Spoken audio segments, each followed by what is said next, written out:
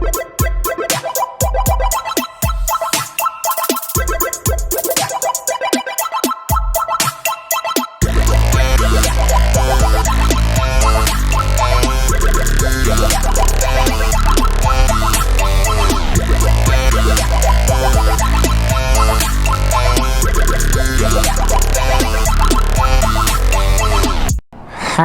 do, fella kids. It is the professional Dillweed here, and welcome back to another video. And today I'm doing a first ride on the 2021 Suzuki GSX-S 750.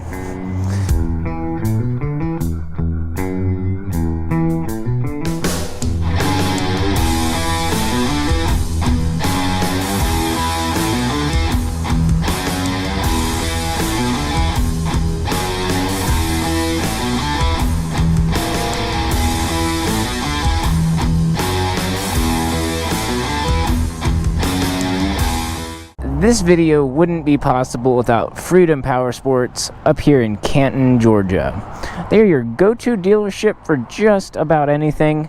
They have some really nice people and a really nice inventory, including this here GSX-S 750 and a slew of other things. So if you guys are in the area, or if you're not, be sure you come check them out. Be sure to tell them I sent you. But I actually have not ridden the 750, but I have ridden the 1000. You'd think I would work my way up, but no, that's not the way it works around here. But the 1000 was actually filmed a long time ago, and it was actually the second bike that they allowed me to ride after like partnering up with them. Well, the first bike that they were ever so gracious enough to lend me was the 2019 R3 when that first came out. And then after I proved myself that I wasn't going to crash anything, they were just handing me the keys to 1000. So that's how that happened. But for the 2021 model year, you get this really nice pearl white with black.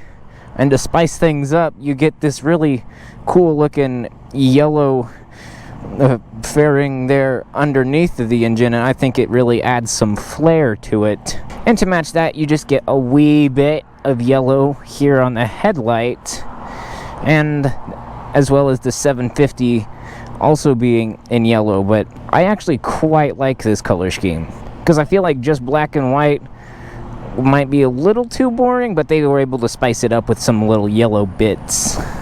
Alright, with all that out of the way, let's hop on this thing and let's get her cranked up. And well, I've said in the past, well, since it's a Suzuki, you are going to have to pull in the clutch to get it started, even though it is in neutral. But they make up for it to where you don't have to hold down the starter button and you can just... It's great. Alright, let's get going. Alright, so the clutch grabs really soon, like sooner than I was anticipating, which is nice, especially in like rush hour traffic where you're having to continuously go and stop. You don't have to let the clutch out too far to get going. If you were able to see that, just a little bit, so you won't have as much fatigue from that clutch. Of course, I wasn't able to give it any beans whatsoever, and I thought I adjusted my mirrors correctly, but that proves to be false. That's better. Oh, well, we got a friend on a Grom. Hello. Actually, that looked to be one of the knockoffs. Yeah. Nah, that's one of those knockoffs like the Tao Hellcat. But, I mean, more power to you, whatever gets your knees in the breeze. But I will say, right off the bat, sitting here in traffic, the heat coming from the engine, and though it is about 90 degrees outside, or at least that's what it feels like, And then having a hot-ass engine just sitting right below you, it's enough to cook your thighs. And I am wearing a leather jacket because I used to not wear a leather jacket on first rides, and then you guys got a little upsetty spaghetti that I didn't have any protection on. So, well, here I am suffering for your amusement.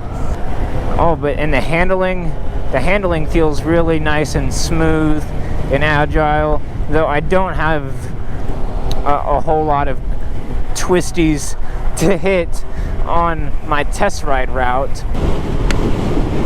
What did I just hit? There was a loud thwack on my helmet. But as far as specs go, this has a 749cc 4-cylinder that cranks out just a little over 112 horsepower. And that is a very strong and healthy number, if I do say so myself.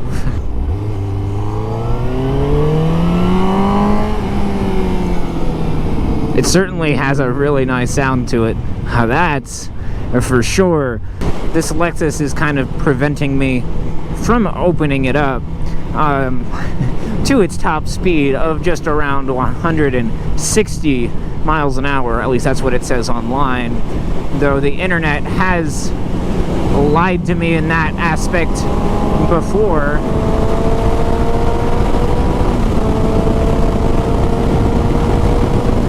That was maybe half throttle, but it certainly has some really good torque even in that mid-range.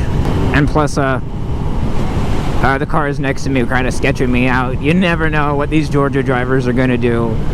But cruising along over here at highway speeds, this thing feels so smooth. With that also said, you have zero wind protection. Even though, well, the Gixxer 1000R has more wind protection, well, because you are going to be going just a little bit faster on the 1000R. I want to give it a pull, but that car behind me looks a little suspicious, because in these parts, the police officers drive F-150s and Silverados, so I'm not going to risk it for the biscuit. On the interstate, this thing's happy. I was cruising along in 6th gear, the engine's not screaming, and you still have ample power to rip on it. Yeah, let's do 80 miles an hour on the off-ramp. That sounds like a great idea. And I even lugged it in 6th gear, and it was just like, oh, we're going? Cool. No problem with it. Holy cow, that Silverado, or that Dirty Max, sounded like a jet taking off. But I can take off like a jet too, but I'm sure as hell not going to do that, especially on these streets. But I am a really big fan of that biting point as to where the clutch is. It sure would make this even enjoyable in a stop-and-go traffic. Well, except if it's on a hot day, because if it was on a hot day, then you're going to start to cook your thighs. And I speak from experience, it's not fun. Oh, Tay, my ride's already over. That sucks. And something else I noticed pertaining to the clutch. Oh, look at me using big words, but I'm in 1st gear, and when you start to let out, well, on most motorcycles, the RPMs will drop as the clutch starts to engage. But this helps you out a little bit by bringing up the RPMs a little bit. I'm not touching the throttle, but to help you to get going. And I think that's all sorts of nifty. I just thought I would bring that to your attention. That would be especially helpful on hill starts if you're not used to them. It's such a nice, aggressive looking bike without the aggressive seating position. Because I can't say personally I'm a big fan of the hunched over seating position that you get on a whole bunch of other sports bikes. because they bend you the hell over, and the IRS already did that earlier this year. But I actually really enjoyed the seating position and just how comfortable this bike was to ride. So who exactly is this bike for? Well, I am so glad you asked.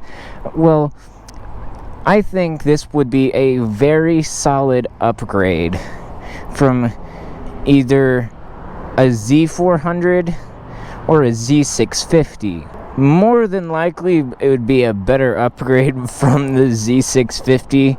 You're like, sure, it's only an extra 100 cc's. Sure, that's true, but you get 2 extra cylinders than you do on the Z650, and well, almost double the horsepower. So just keep that in mind. I'm gonna actually got a comment to ride this bike because I actually thoroughly enjoyed it. But if you guys have any other suggestions as to what you want to see me ride next, be sure you leave a comment below and I'll try my best to get my hands on one. Alright, and so with that being said, that is when I'm going to start wrapping up today's video. Hopefully you guys enjoyed. If you did, be sure you show some support by dropping a like. If you're new around here, consider hitting that subscribe button. And most importantly, be sure you hit that booty. I'll see you guys in the next video. Peace out.